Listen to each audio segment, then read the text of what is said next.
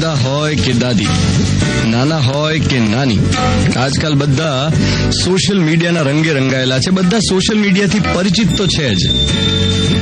કાકા કાકી, મામા મામી, માસા માસી, આમાંથી કેટલાય અંકલ આંટીની સંખ્યા વધી ગઈ છે જે એમ કહેતા હોય કે અમને વોટ્સએપ કરતા શીખવાડો ને. છેલ્લા 1 વર્ષમાં તો ઘણા બધા લોકો એવા આવી ગયા જે પોતાના બાળકોને, નવી જનરેશનને એમ કહેતા કે આ વોટ્સએપ કઈ રીતે કરવાનું, જરા મને શીખવાડ ને. આ બહુ જ સારી નિશાની છે, બહુ જ સારી, કે બધું નવું નવું શીખવા માટે તત્પર હોય એવા લોકોને તો વખાણવા જ જોઈએ. પણ યાર, એક વાર વોટ્સએપ આવડી જાય ને એના પછી આ અંકલ્સ ને આંટીઝ ફોરવર્ડ્સનો જે મારો ચલાવતા હોય છે, અરે નવું નવું શીખ્યા હોય ને એટલે જે આવે એ ફોરવર્ડ કરે. અને એકલા નહીં હો, એ એકલા નથી, ઘણા બધા એવા છે જેમને આ ફોરવર્ડ કરવાનો રોગ છે. સારી સારી વાતો વધારે ને વધારે લોકો સુધી પહોંચાડવા માટે તત્પર રહે. જેવો એક સારો મેસેજ આવે એટલે બીજા 50 લોકોને બ્રોડકાસ્ટ કરે.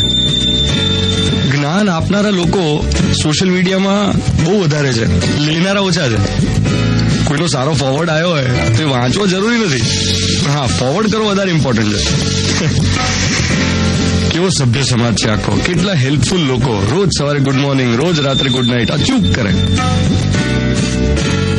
એકવાર એક વોટ્સએપ ગ્રુપમાં કોઈ એક ફોટો મોકલ્યો, એક નાની બાળકીનો હતો અને સાથે મેસેજ હતો કે આ બાળકી એના માતા પિતાથી વિખૂટી પડી ગઈ છે અને આ મેસેજને આગળ ફોરવર્ડ કરો, મદદ કરો, મદદ કરો. પહેલી નજરે તો તમને એવું લાગે કેટલું સરસ કામ છે, એક ખાલી એક ક્લિક કરવાનું છે, તમારે એક મેસેજ ફોરવર્ડ કરવાનો અને તમે કોઈને મદદરૂપ બની શકો.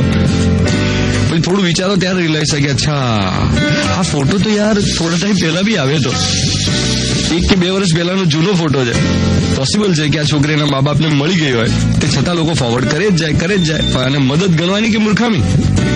હમણાં જયલલિતા જયારે હોસ્પિટલમાં હતા ત્યારે તો ઓલરેડી કેટલી વાર ગુજરી ગયેલા, ઓફિશિયલી ગુજર્યા એની પહેલા તો કેટલું આરઆઈપી થઈ જ ગયું હતું સોશિયલ મીડિયામાં. એટલે કેટલી બધી સેલિબ્રિટીઝ એવી છે જેમના ખોટા સમાચારો લોકો આરઆઈપી કરીને વહેતા કરી લેતા હોય. એ સિવાય બી ઘણું બધું છે.